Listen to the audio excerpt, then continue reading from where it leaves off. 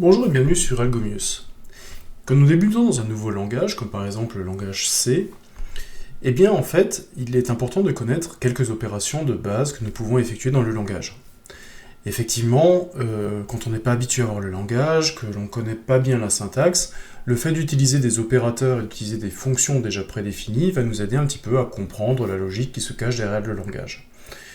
Un langage comme le C, un langage quand même assez ancien, est pourvu en fait d'un grand nombre de bibliothèques et de fonctions que vous pouvez utiliser pour que vous n'ayez pas en fait, que vous ne soyez pas obligé de réinventer la roue systématiquement.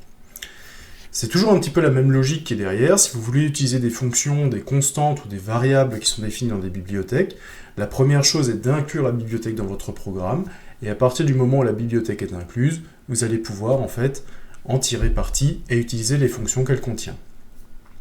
Alors cette vidéo va essayer de faire un petit tour, un petit résumé de ce que l'on peut faire. Alors je ne peux pas être exhaustif dans ce genre de vidéo, puisqu'il existe tellement de fonctionnalités différentes, même dans la librairie standard de C, mais ça va vous permettre de faire un petit tour, de voir un petit peu ce que donne la documentation comme information, pour pouvoir y inclure des fonctions de C qui sont déjà prédéfinies.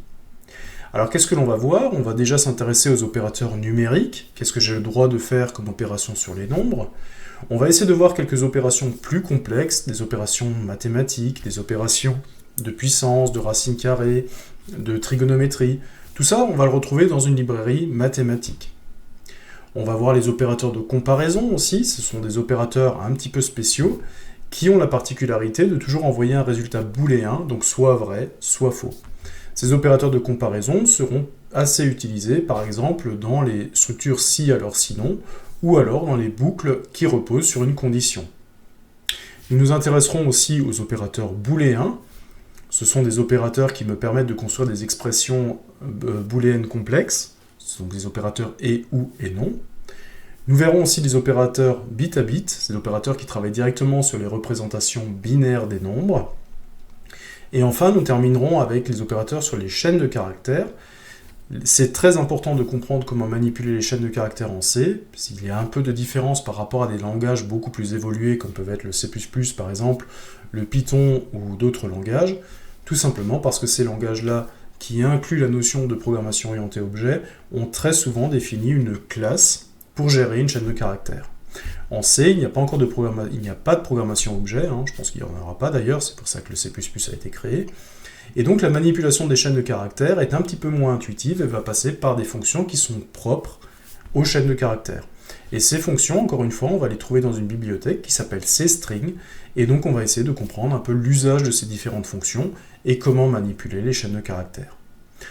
À la fin de la vidéo, je pense qu'on aura une bonne vision de tout ce que l'on peut faire avec le langage C et l'usage des bibliothèques, les bibliothèques standards qui nous est fournie avec le langage. Je vous propose donc de voir quelques opérateurs, en commençant par les opérateurs les plus simples, les opérateurs numériques, donc basés sur les nombres, c'est un petit peu les opérateurs que l'on retrouve sur les calculatrices basiques. Alors comme dans tous les langages de programmation, on va retrouver ces opérateurs-là, l'opérateur plus qui me permet de faire l'addition entre deux variables de type numérique, attention, puisque si jamais vous mettez le signe plus entre deux chaînes de caractères, d'habitude on essaie de faire une concaténation. Donc là, on est bien sur deux valeurs numériques, type numérique, donc quand on fait A plus B, on s'attend à avoir la somme arithmétique de A et B. A moins B, la soustraction, la multiplication, la division, et le modulo qui est le reste de la division entière. Alors on va s'apercevoir que ces opérateurs sont aussi très sensibles au type, et donc là on va juste regarder un petit exemple pour bien marquer cette différence. Je vais prendre un Visual Studio Code, pour que l'on puisse bien comprendre la comparaison. Et ce que je vais faire, c'est que je vais créer un petit fichier, je vais l'appeler numérique.c. De quoi je vais avoir besoin? Alors je ne vais pas avoir besoin de grand chose, je vais juste avoir besoin peut-être de cstdio pour pouvoir faire de l'écriture, pour pouvoir écrire sur le prompt. Et je vais faire ma fonction main, je vais essayer de faire un petit peu plus grand, voilà. Je vais faire ma fonction main, et on va imaginer par exemple que je déclare un entier A qui est égal à 5, je déclare un entier B qui est égal à 2, ok. Voilà, et je vais créer un double, donc une variable réelle, et dans la variable double, je vais mettre tout simplement 5 divisé par 2. Ok. D étant un nombre réel, normalement, je m'attends à ce que 5 divisé par 2, ben, ça me donne 2,5, et 2,5, ça peut être stocké dans le double. Bon. Est-ce que c'est bien ce qu'on obtient? Eh bien, on va tout simplement faire un petit printf. On va faire un petit printf, et on va essayer de voir un petit peu quel est le résultat retourné. Donc je vais simplement écrire résultat. Voilà. Alors c'est du double, donc c'est du pourcent LF, l'indicateur pour le double, et je vais donc écrire la valeur D. Voilà. Je vais compiler, donc G++, comment ça s'appelle, numérique, numérique.c, et je vais lui donner le nom numérique, voilà. Je vais lancer numérique, ah, je suis en PowerShell, numérique, et ça me donne un résultat de 2,00000. Alors qu'est-ce qui s'est passé en fait? Pourtant j'ai l'impression que j'ai tout bien fait. J'avais deux variables, je les ai... Ah, je vais même pas utiliser les variables, tiens. Bon, ça aurait donné la même chose.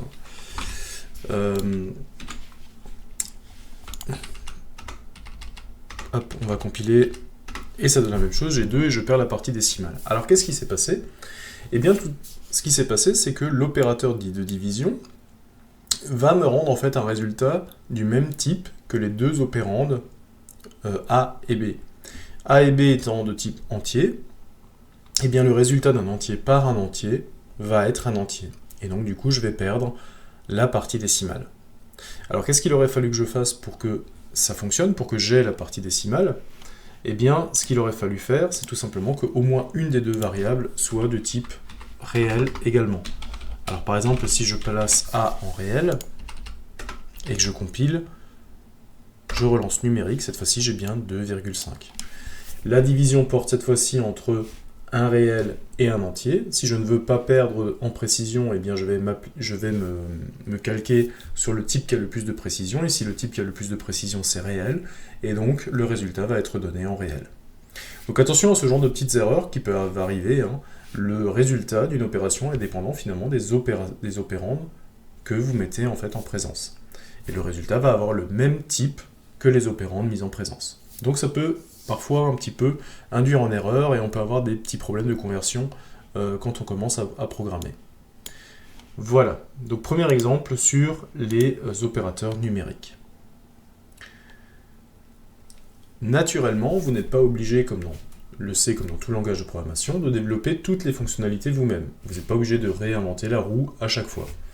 Il y a énormément de bibliothèques qui existent en C, alors C est en plus un langage qui commence à être assez ancien, donc en fait le nombre de bibliothèques disponibles pour le C a toujours été grandissant, donc maintenant on a énormément de choses à notre disposition. Je ne vais naturellement pas énumérer toutes les bibliothèques auxquelles vous pourriez avoir accès et que vos programmes pourraient nécessiter, mais je vais quand même citer les plus importantes. On va en utiliser des fonctions, et puis si vous avez compris comment ça marche, eh bien de toute façon, vous allez comprendre comment marche n'importe quelle bibliothèque et n'importe quelle fonction de cette bibliothèque. Alors, les plus courantes, on en a déjà vu une qui est stdio. stdio est la bibliothèque standard d'entrée-sortie, hein, in-out, qui vous permet justement de faire des printf et des scanf. C'est grâce à cette bibliothèque qu'on a le droit en fait d'utiliser les deux fonctions de lecture et d'écriture. Alors il y a d'autres bibliothèques très intéressantes, la bibliothèque limits, par exemple, qui va vous permettre de donner les limites des types en C. Alors en quoi c'est intéressant? Eh bien par exemple, si jamais vous déclarez une variable de type int, eh bien limit va vous donner en fait les bornes supérieures et inférieures et supérieures des données que vous pouvez mettre dans une variable int. En gros, ça va donner la plus petite valeur de int qu'un int peut stocker et la plus grande valeur qu'un int peut stocker. Vous avez aussi stdbool qui définit les valeurs booléennes. Effectivement, les booléens, ce n'est pas un type par défaut en C. Et donc, tout simplement, vous allez avoir besoin d'une bibliothèque. Alors, c'est juste un define, hein, en fait, qui va vous permettre d'associer des valeurs true et false à des valeurs 0 et 1. Dans la fonction stdlib, vous allez retrouver, donc stdlib, c'est toutes les fonctions standards que vous pourriez avoir besoin. Et entre autres, vous allez en avoir besoin pour les conversions de type. C'est-à-dire si vous voulez passer d'une chaîne de caractères à un entier, si vous voulez passer d'un entier à un double, et ainsi de suite, Ça, vous allez le faire en fait avec la fonction stdlib. La fonction math, la bibliothèque math, pardon, elle contient toutes les fonctions mathématiques de base, alors c'est tout ce qui est cosinus, tout ce qui est puissance, tout ce qui est racine carrée, valeur absolue, ce genre de choses, les fonctions mathématiques de base, donc c'est les fonctions que vous retrouvez sur une calculatrice classique, vous allez les retrouver dans cette bibliothèque-là. Donc encore une fois, c'est des fonctions que vous allez pouvoir utiliser sans avoir à les écrire vous-même. Vous avez aussi des bibliothèques, par exemple, plus spécifiques, comme la bibliothèque time, qui va vous permettre de manipuler les dates et les heures, récupérer leur système, ainsi de suite. Et c'est une des bibliothèques qui va vous permettre, par exemple, de chronométrer le temps que met un programme à s'exécuter. Voilà. Alors je vous propose de voir quelques bibliothèques en détail, et de voir un petit peu ce que l'on peut en faire et quelles sont les informations que l'on peut en tirer. La première que j'aimerais voir avec vous, c'est la bibliothèque limit. Donc la bibliothèque limit, elle est très intéressante, puisque le C, quand vous programmez en C, eh bien, la limite des types qui est utilisée va dépendre de l'architecture matérielle. Ça dépend si vous êtes sur un système 32 bits, si vous êtes un système 64 bits. Il peut y avoir des différences aussi entre eux si vous passez de macOS, Linux. Ça va dépendre en fait, sur tous les systèmes, vous pouvez avoir en fait des utilisations différentes de la mémoire, et la taille de stockage pour un type n'est pas forcément la même. Et bien dans la bibliothèque limit, vous allez récupérer en fait les limites de chacun des types pour le système sur lequel vous êtes. Donc ça peut être très intéressant. Alors par exemple, qu'est-ce qu'on va trouver comme information? Eh bien on va trouver par exemple le nombre de bits dans un char par exemple. Int min va vous donner la plus petite valeur atteignable pour un int max va vous donner la plus grande valeur atteignable par un int, et vous allez avoir la même chose pour les longues, pour les doubles, et ainsi de suite. Donc ça va vous donner en fait énormément d'informations. Alors est-ce qu'on peut en trouver un petit peu plus dans la partie documentaire? Si je cherche par exemple la fonction limite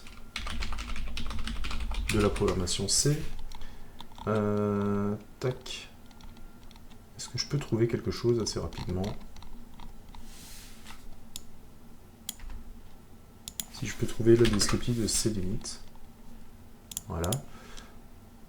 Donc, C-limit.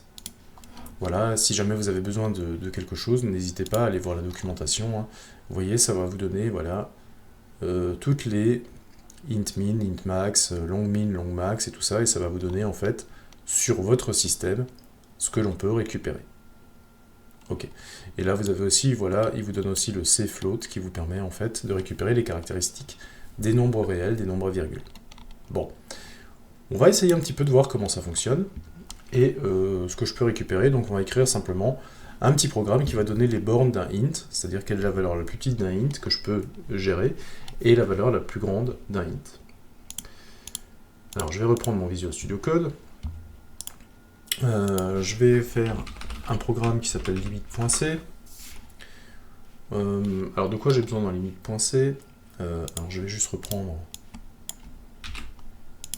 dans la fonction ici, telle que je l'avais écrite, voilà le cartouche.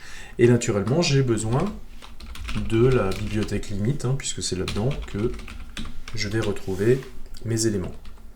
Alors c'est limite, voilà, c'est intégré. Et ce que je vais faire du coup, c'est que je vais essayer de récupérer quelles sont les différentes bornes d'un int.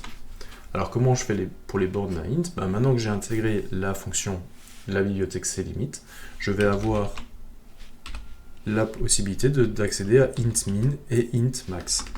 Alors je vais l'écrire un petit peu plus, de manière un petit peu plus sympa.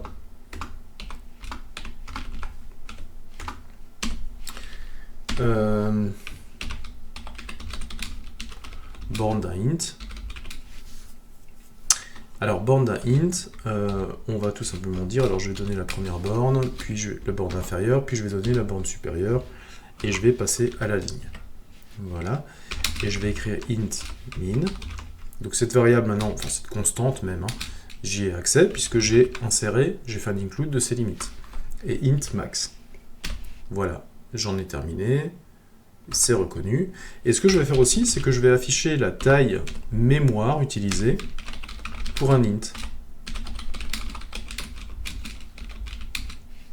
Taille mémoire pour un int, alors là aussi hein, c'est de l'entier, hein, c'est le nombre d'octets utilisé, et je vais regarder en fait si c'est cohérent.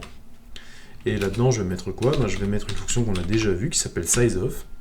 Size of int va me dire en fait le nombre d'octets, la taille de mémoire réservée pour un int. Je vais compiler tout ça. Alors je vais d'abord faire un clear.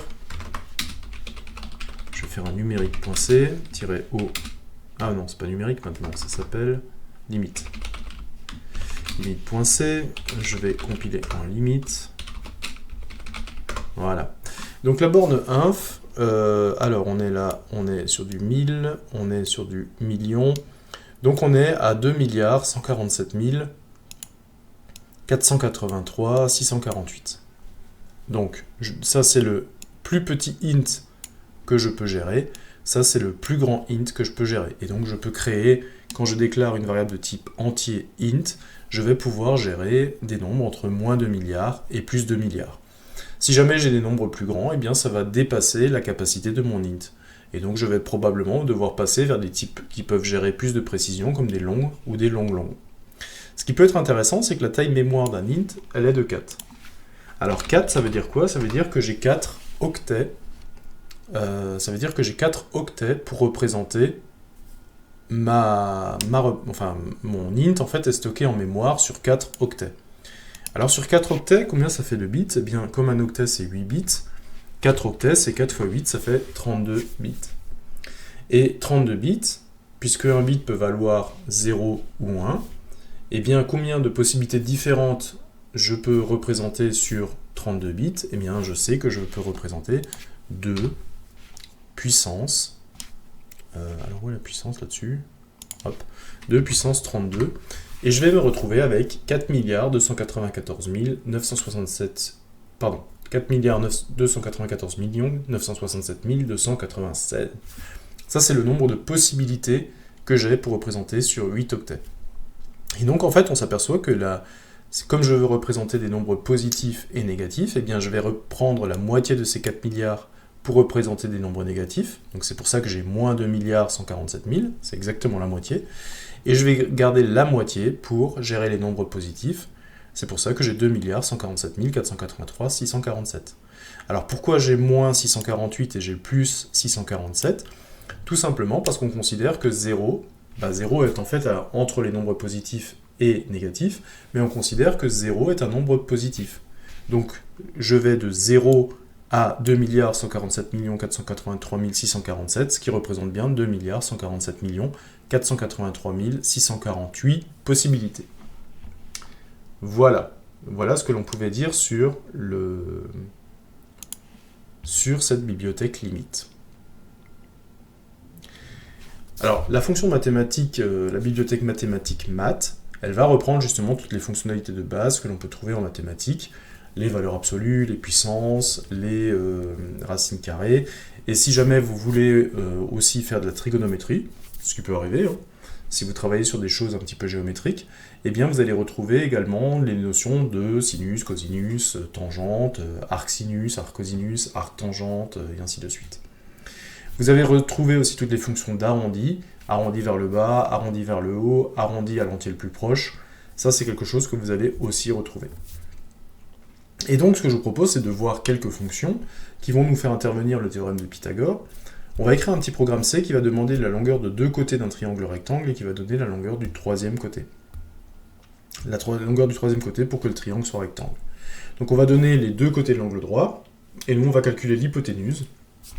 Donc tout simplement, on va prendre la longueur de chacun des côtés, on va le mettre au carré, on va les additionner, on va prendre la racine carrée de tout ça, et on va l'arrondir à 2 chiffres après la virgule, pour que ce soit présentable. Ok, ça marche. Bah oui, on va faire ça. Donc, je vais reprendre encore une fois mes bibliothèques. Là, celle-là, je vais l'appeler rectangle, puisque c'est une fonction qui va me permettre de trouver un triangle rectangle. Et comme je l'ai dit, ce que j'aimerais faire, c'est utiliser la bibliothèque math. Donc, je vais l'inclure C math. Alors, je peux enlever limite, hein, j'en ai plus besoin normalement pour cet exemple-là. Alors, qu'est-ce que je veux faire? Je vais récupérer finalement les deux longueurs de deux côtés de mon triangle. Donc, je vais déclarer un float pour le côté 1. Je l'initialise à 0 pour l'instant. Hein. et je vais faire un float pour le côté 2, que j'initialise également à 0. Ok. Ensuite, je vais demander à mon utilisateur de me donner les deux côtés de mon triangle. Donner la valeur du premier côté. Ok. On reste la chaîne pour retourner à la ligne. Je vais lire la valeur du premier côté. Je suis obligé donc de faire un scanf. Je suis sur du float, donc l'identifiant d'un float, c'est %f. Et je vais le lire dans C1. Et comme je veux que scanf puisse modifier la valeur de C1, je suis obligé de faire un passage par adresse et donc de mettre un e-commercial devant. Ok. Je donne la valeur du premier. Je vais donner aussi la valeur du second côté. Et cette fois-ci, je vais le sauvegarder pas dans C1, mais je vais le sauvegarder dans C2. Voilà. Et maintenant, j'aimerais calculer la valeur de l'hypoténuse. Bah, je vais tout simplement faire, voilà, printf. Je vais dire longueur du troisième côté. Voilà. Et je vais mettre un %f, puisque j'ai permis en fait aux deux côtés d'être des nombres réels, et bien le troisième côté va être en réel également. Et donc là-dedans, qu'est-ce que je vais mettre? Ben, je vais tout simplement faire mon petit calcul.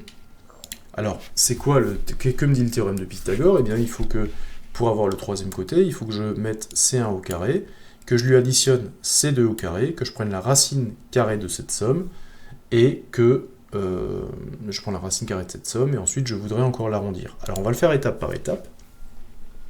Donc je vais d'abord mettre C1 au carré. Donc je vais utiliser la fonction qui est dans la dans la bibliothèque math, qui s'appelle power, et je vais élever C1 à la puissance 2. Et ça, je vais lui ajouter quoi? Je vais lui ajouter C2, que je monte aussi à la puissance 2. Donc je monte C1 au carré, je monte C2 au carré. J'en fais la somme, et de cette somme, eh bien, j'en prends la racine carrée. SQRT, qui vient de l'anglais, square root, racine carrée. Je prends la racine carrée de tout ça. Ça marche? Et je vais déjà le lancer comme ça. Donc il me manque juste un point virgule, c'est pour ça qu'il râle. Voilà, je vais faire un G++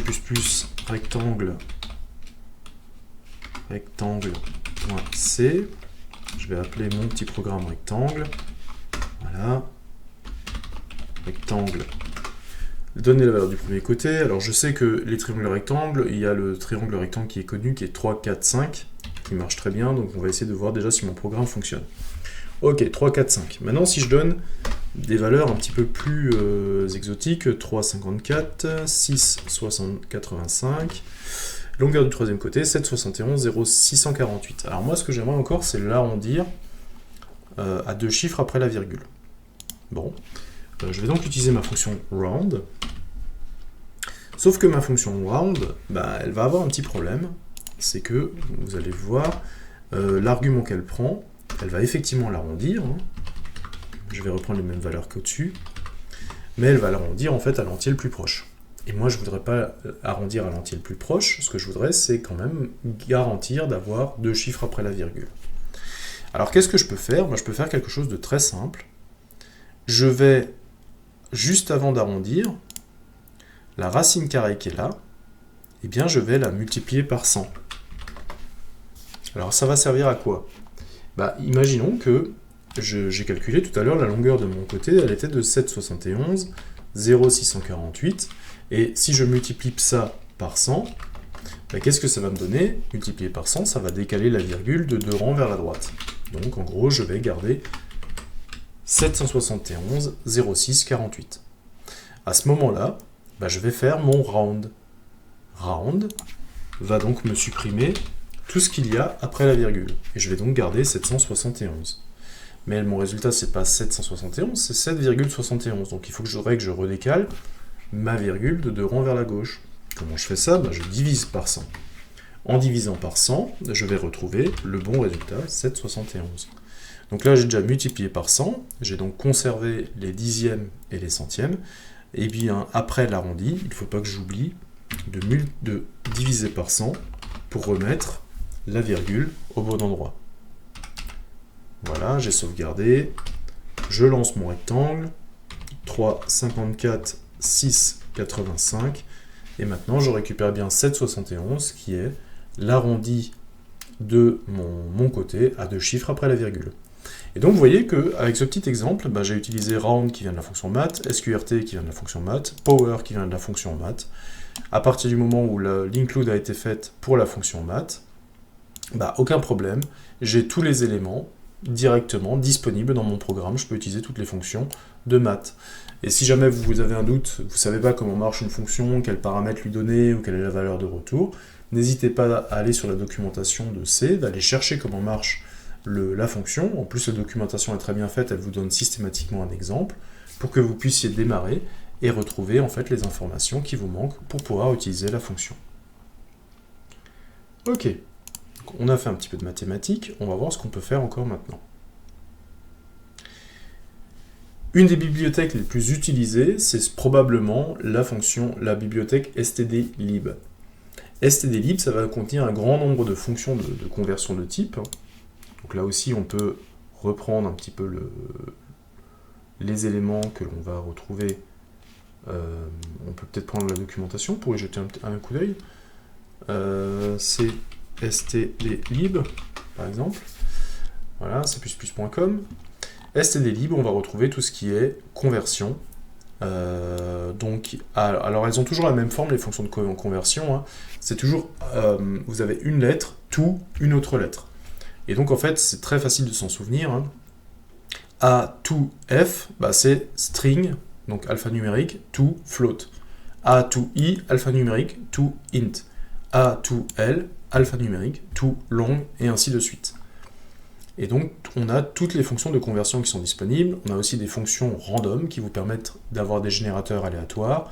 On a toutes les fonctions qui vous permettent de réserver des zones de mémoire. Donc, c'est quelque chose que l'on utilise assez souvent. Et on a quelques fonctions arithmétiques également disponibles. Donc, c'est une fonction qu'on intègre très très souvent dans les langages, quand on programme en C, parce qu'en fait, les conversions de type, en fait, on a très très souvent à les faire. Alors, voilà, on va essayer de voir comment ça marche. Donc je vous ai dit, hein, la composition du nom de la fonction, elle a toujours a to quelque chose, par exemple, qui permet toujours de dire de quel type je pars et vers quel type j'arrive. Alors pourquoi c'est intéressant de convertir les types? Eh bien tout simplement parce que ça va vous éviter des erreurs de comparaison. Parfois, en fait, on va se retrouver avec la bonne valeur, mais malheureusement, elle ne va pas être sous le bon format.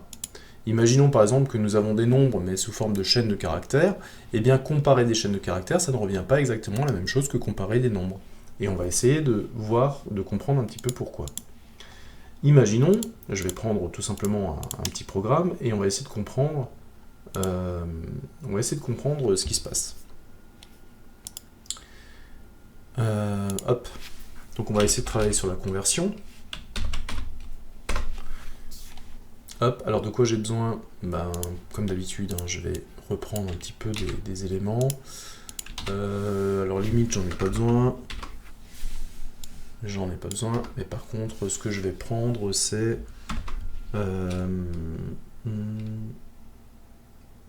et je vais récupérer quoi? Je vais récupérer stdlib, forcément. C'est stdlib, pour que je puisse en fait faire de la conversion. Alors, quelle est l'idée? Imaginons par exemple que je me retrouve avec une chaîne de caractères, donc je vais l'appeler S1, qui a une taille de 5, voilà, et qui contient 123. Mais attention, 123 entouré de double cote, ça veut dire que c'est 123 chaînes de caractères. Et de l'autre, en fait, je me retrouve avec une deuxième chaîne de la même taille, et cette fois-ci, elle contient 99. Mais elle ne contient pas non plus la valeur numérique 99, elle contient la chaîne de caractères 99. Bon. Eh bien, si jamais je fais une comparaison au niveau de la chaîne, si je fais une comparaison chaîne, et que je récupère le résultat de la comparaison, alors si je veux faire une comparaison entre les chaînes, je suis obligé d'utiliser une fonction qui s'appelle strcmp pour string compare, et celle-là en fait elle est dans la bibliothèque cstring dont on parlera un petit peu plus tard. Donc pour l'instant, gardez juste à l'esprit que la fonction strcmp, elle me permet de faire une comparaison entre chaînes de caractères. Donc je vais comparer S1 et S2.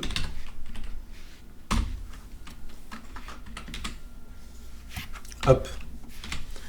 Voilà, je vais faire un g++ conv.c. Je vais l'appeler conv. Voilà. Et je vais lancer le programme conv. Voilà, donc comparaison de chaîne, je récupère -1. Alors, pas toujours évident à lire ce genre de choses. Donc, on va chercher là-dedans et on va chercher la fonction strcmp pour regarder les valeurs de retour de cette fonction. Alors, strcmp compare deux chaînes de caractères que l'on lui passe en paramètres. Si la valeur est inférieure à 0, the first character that does not match has lower value in ptr than in ptr2. Donc ça me dit que que le paramètre 1, donc là j'ai -1, donc je suis bien dans ce cas-là, ça veut dire que le paramètre 1 est plus petit que le paramètre 2. Ok, alors ça veut dire que le paramètre 1, ça veut dire que 123, ici, est plus petit que 99. Alors, en termes numériques, c'est absolument pas vrai. Par contre, en termes de chaîne de caractères, c'est tout à fait vrai, puisque quand on compare deux chaînes de caractères, en fait, on prend l'ordre alphabétique au sens de la table ASCII.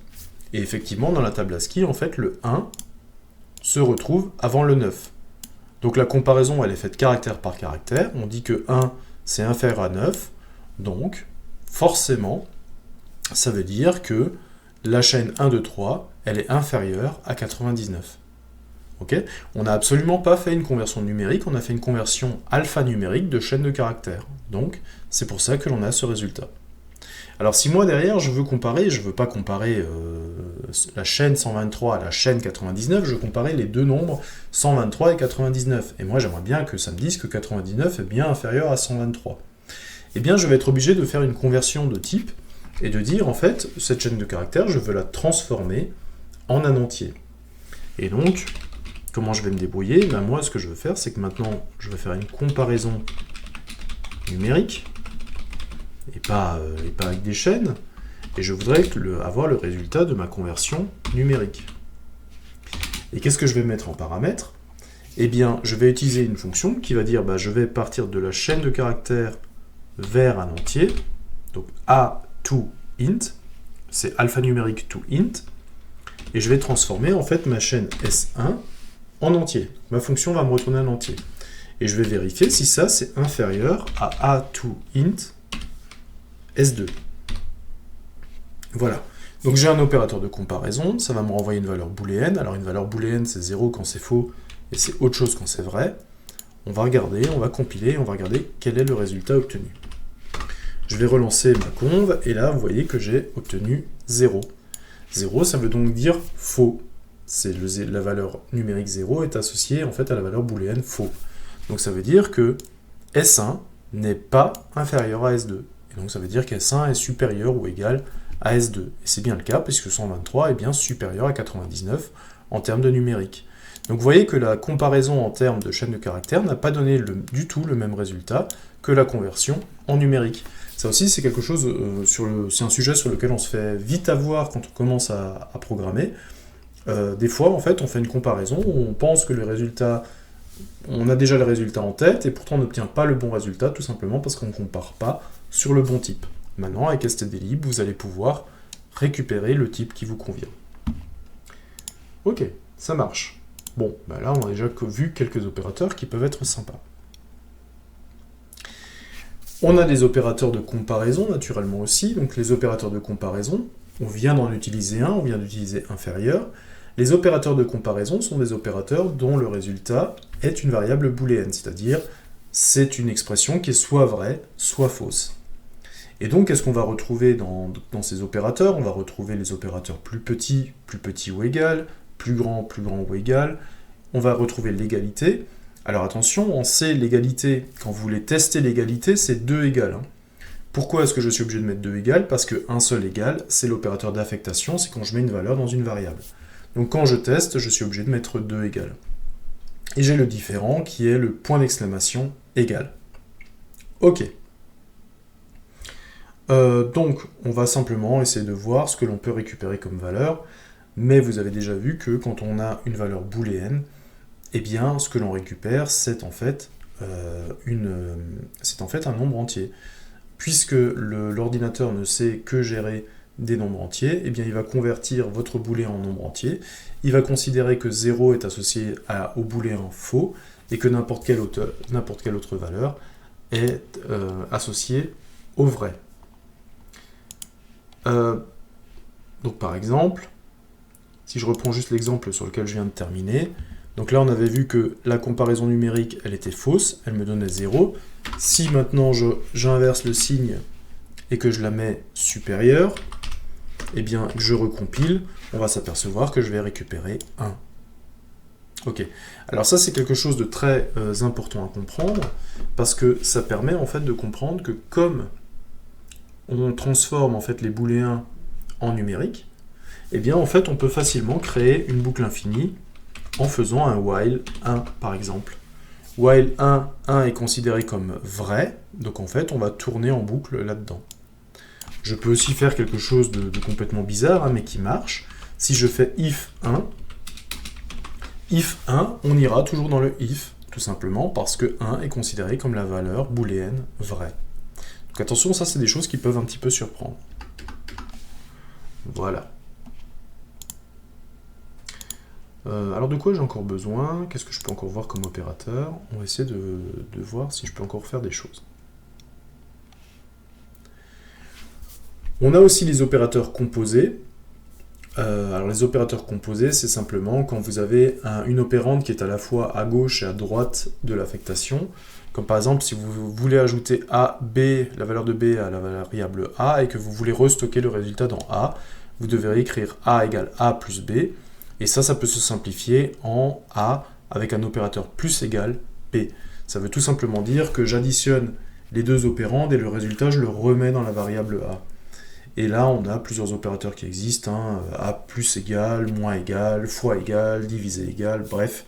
Vous pouvez trouver tous les opérateurs composés à partir des opérateurs simples que l'on avait. Il y a deux opérateurs un petit peu spécifiques qui sont les opérateurs plus, alors plus variable ou alors variable plus, qui ont des façons de réagir un petit peu différentes. Et on va essayer de voir un petit peu comment ça marche.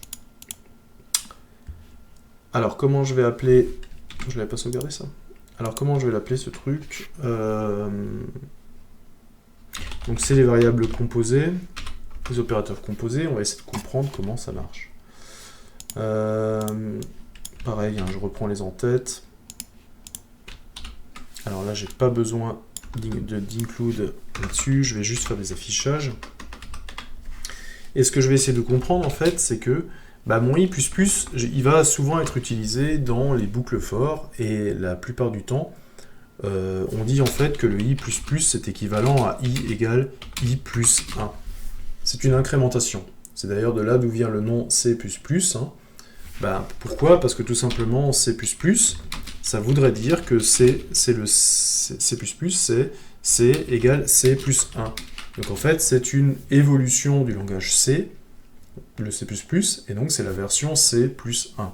Voilà, c'est un petit peu une référence à quelque chose que l'on peut faire dans le langage. Alors, on a cette version, i++, et on a la version aussi ++i. Alors, est-ce qu'il y a une différence entre les deux? Parce qu'en fait, ++i, ça fait aussi i égale i plus 1. Donc, est-ce qu'il y a vraiment une différence entre i++ et ++i? On va essayer de la comprendre, cette différence. Et pour cela, ce que je vous propose, c'est de créer une variable i qui vaut 4. Voilà. Et je vais créer en fait une variable a qui vaut i++. Voilà. Ensuite, je vais afficher a. Donc la valeur de a. Print f. Je vais afficher la valeur de a. Donc a c'est un entier, donc c'est un %d. Je vais afficher la valeur de i. I est un entier aussi, donc c'est un %d. Je vais retourner à la ligne. Et je vais afficher la valeur de a et la valeur de i. Voilà. Bon. On va nettoyer tout ça. On va compiler comp.c dans un nom de programme qui s'appelle comp. Hop, et je vais faire comp. A vaut 4 et i vaut 5. Ok, alors qu'est-ce qui s'est passé? Qu'est-ce qui s'est passé quand j'ai fait Donc au début, j'ai quoi? J'ai i qui est égal à 4, okay, et j'ai a qui est égal à i++. Donc, vous voyez que dans le résultat, a est égal à 4. Donc j'ai bien mis 4 dans a, et ensuite, à la fin, i est passé à 5. Donc ça veut dire que ce qui s'est passé, c'est que a égale i++, ça a été décortiqué en a égale i, et ensuite, i égale i+1. Voilà ce qui a été fait. Ok. Je vais essayer de voir avec l'autre opérateur ce que ça donne. Donc je reprends exactement la même chose, je le colle en dessous. Alors j'enlève juste la définition des types, hein, parce que sinon il va me dire que les variables existent déjà. Donc je remets i est égal à 4, mais cette fois-ci je fais a égale ++ i. Est-ce que je vais avoir le même résultat? Alors j'ai pas le même résultat. Dans le premier cas, j'ai a égale 4, i égale 5, et dans le deuxième cas, j'ai a égale 5 et i égale 5. Alors qu'est-ce qui s'est passé? Dans le premier cas, en fait, a égale i++, ça a été décomposé en je prends d'abord la valeur de i et j'incrémente i dans un deuxième temps, donc c'est pour ça que l'opérateur est postfixé. Et là, ce que j'ai fait, c'est que j'ai fait a égale ++ i, et a égale ++ i, et bien j'ai d'abord fait i égale i+1, donc i est devenu 5, et une fois que i était égal à 5, je l'ai affecté à a.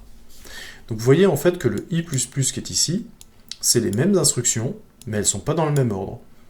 Dans le ++i, je m'occupe d'abord du +i, et ensuite je fais l'affectation.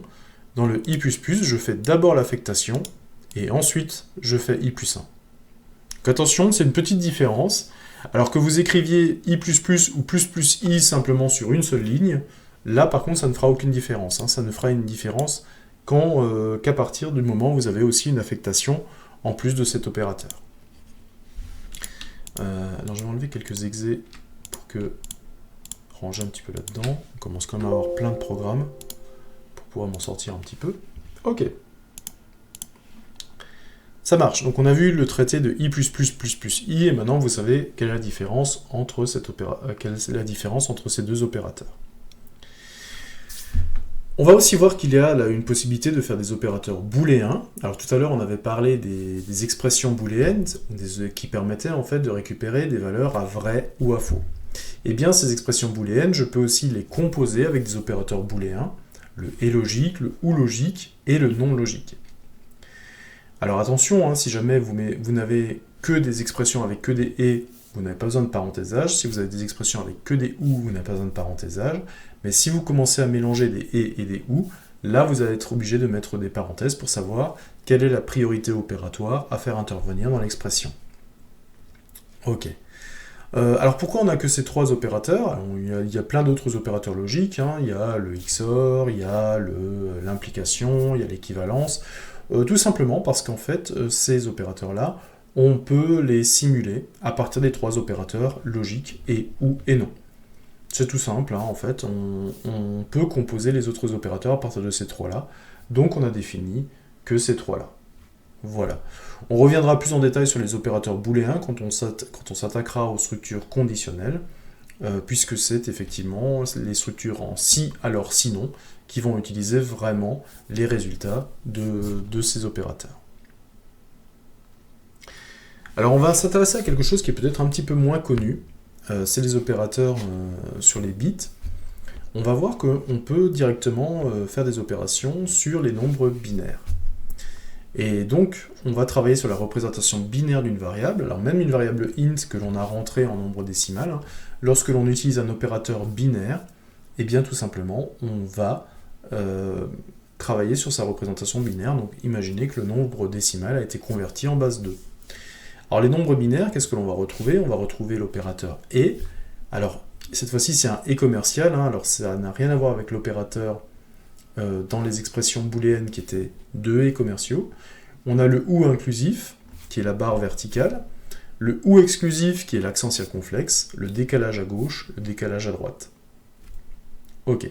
Alors on va essayer de comprendre un petit peu ce que c'est que ce décalage à gauche et que ce décalage à droite. On va l'utiliser et on va voir si on peut en dégager quelque chose. Je vais reprendre un petit programme. Voilà.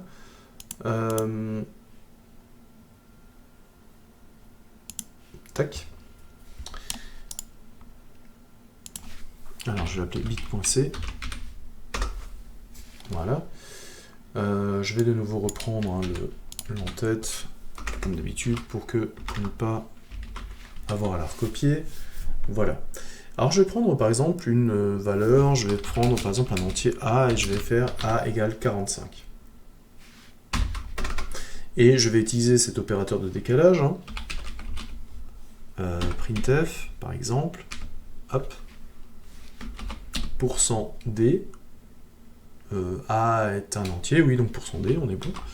Et je vais passer à la ligne, et je vais en fait faire un décalage de 1 de la variable a. De l'autre côté, je vais utiliser pareil %d \n et je vais prendre a et je vais faire cette fois-ci un décalage à droite de 1. Et je vais regarder ce que ça donne. Est-ce qu'on peut trouver une relation là-dedans? Donc je vais prendre mon programme qui s'appelle bit.c, je vais l'appeler bit, voilà, et je vais retrouver 90 et 22. Ah, alors 90 et 22, qu'est-ce que c'est par rapport à 45? Alors on se rend compte que 90 c'est le double de 45, ok, et 22, 22 en fait c'est la moitié de 45. Alors pas tout à fait, hein, mais c'est le résultat de la division entière par 2. 45, ça fait 2 fois 22 plus 1. Donc j'ai simplement eu le reste. Donc en fait, un décalage binaire, en fait, tout simplement, ça multiplie, ça divise par 2. Alors est-ce que c'est logique? Oui, c'est logique. Imaginons par exemple que vous preniez un nombre, par exemple, je prends 45, et en base 10, je veux décaler la virgule d'un rang vers la droite. Qu'est-ce qui va se passer en fait? Je vais obtenir 450. Et comment je fais pour passer de 45 à 450? En fait, je multiplie par 10. Ok. Et si jamais j'ai 450 et que je veux revenir à 45, je suis obligé de décaler ma virgule d'un rang vers la gauche. Mais comment je fais pour décaler ma virgule d'un rang vers la gauche? Je divise par 10. Ok? Et bien là, en fait, je suis en opération binaire. Donc ça veut dire quoi? Ça veut dire que décaler la virgule d'un rang, quand je suis en binaire, là, je multiplie par la base, hein. Je suis en décimale, donc je multiplie par 10, je divise par 10. Mais ça veut dire qu'en binaire, eh bien, je multiplie par 2, j'obtiens donc bien les 90, et si c'est 90, je les divise de nouveau par la base, par 2, j'obtiens de nouveau 45. En fait, ça veut dire qu'on décale effectivement la virgule d'un rang vers la droite et d'un rang vers la gauche, mais par contre, comme on le fait sur la représentation binaire, eh bien, le nombre est multiplié par 2 ou est divisé par 2. Donc, voilà, vous voyez qu'on travaille bien sur la représentation binaire, même si j'ai mis la valeur décimale, en fait, dans 1.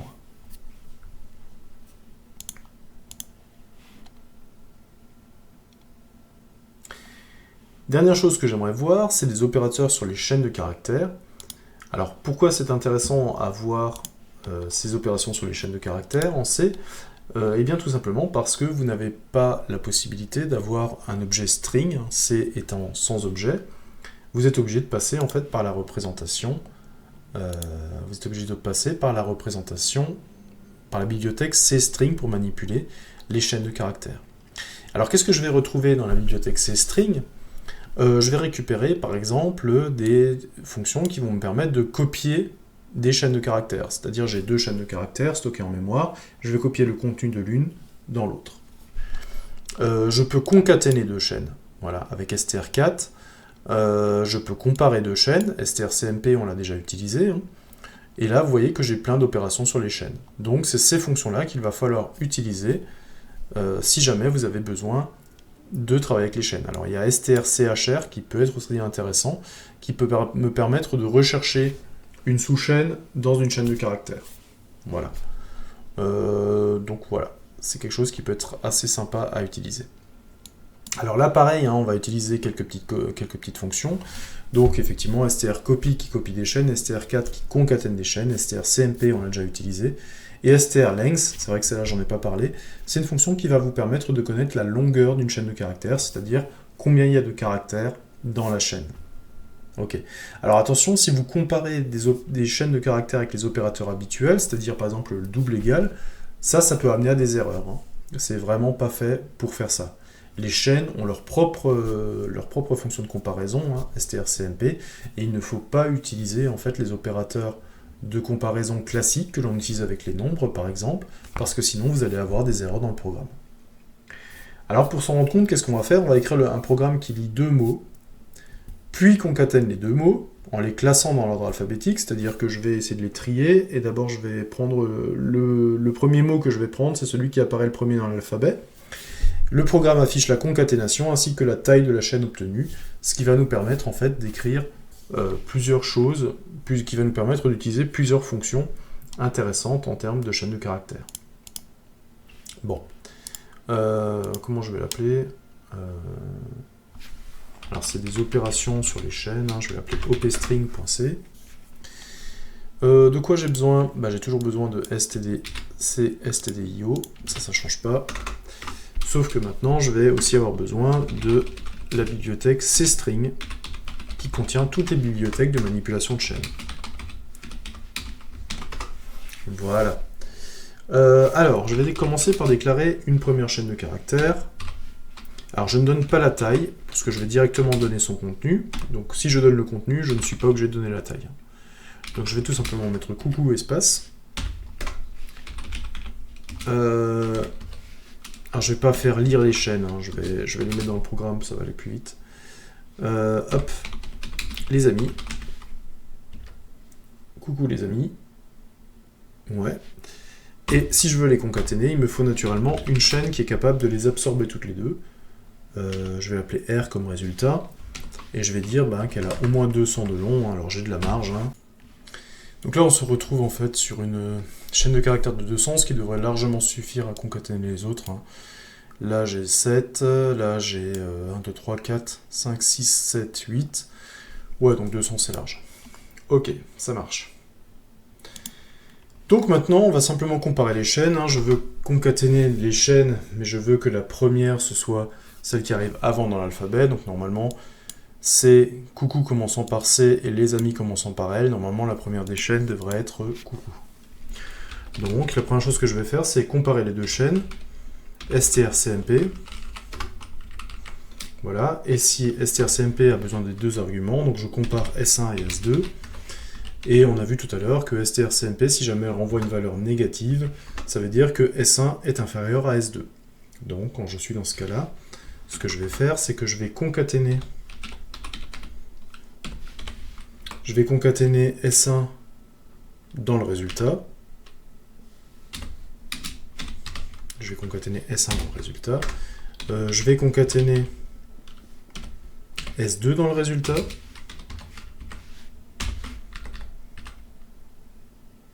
Ça marche. Et si jamais je ne suis pas dans ce cas-là, c'est-à-dire que S1 n'est pas inférieur à S2, eh bien en fait je fais tout simplement l'inverse.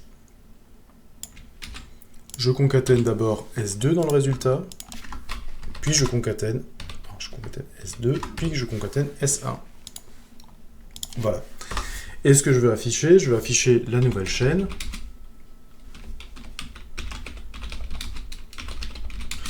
Alors la nouvelle chaîne, c'est quoi? C'est la chaîne de caractères, donc ça, l'identifiant va être %s, n. Ma chaîne résultat s'appelle R, ça c'est bon. Et si je veux la longueur de la nouvelle chaîne, j'ai pris le F de printf. Si je veux la longueur de ma nouvelle chaîne,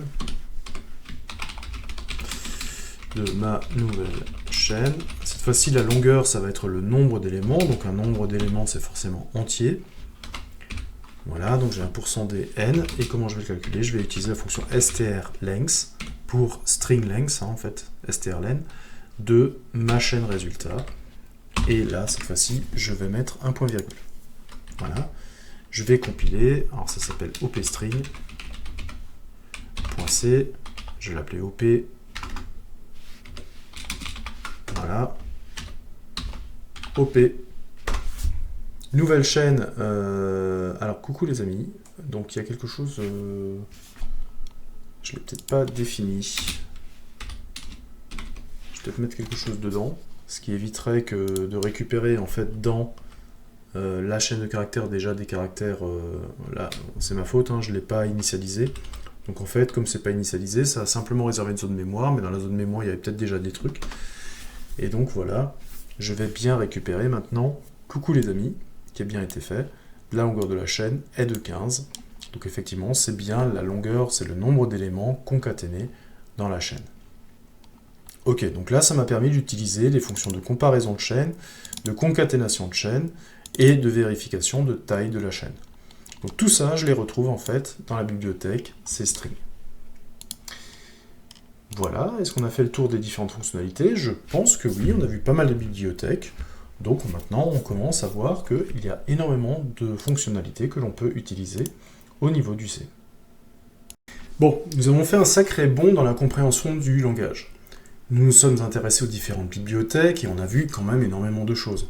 On a vu comment retrouver la limite d'un nombre avec la bibliothèque climit, comment calculer avec des fonctions mathématiques avec la bibliothèque cmat, comment manipuler des chaînes de caractères avec CString, et ainsi de suite. Toutes ces bibliothèques sont autant d'outils supplémentaires qui nous permettent de développer plus vite. Puisque nous ne sommes pas obligés en fait de construire toutes ces fonctions-là, nous pouvons les utiliser telles quelles. L'autre avantage d'utiliser des fonctions qui viennent de la bibliothèque standard, c'est que c'est des bibliothèques et des fonctions qui ont été utilisées par des millions de personnes dans des millions de programmes. Ça veut dire que ces instructions-là sont très robustes. Donc, ça veut dire que vous utilisez toujours une version la plus optimisée et la plus robuste possible pour résoudre un problème. Donc c'est toujours une meilleure idée d'utiliser la fonction qui vient d'une bibliothèque standard plutôt que de réécrire soi-même une fonction qui existe déjà. Donc là, on a fait un rapide tour d'horizon de ce que l'on pouvait faire. On a vu plusieurs opérateurs sur les nombres, sur les chaînes de caractères, sur les booléens, sur les représentations binaires également. Et donc ça va donner quelques idées, en fait, comment résoudre les problèmes.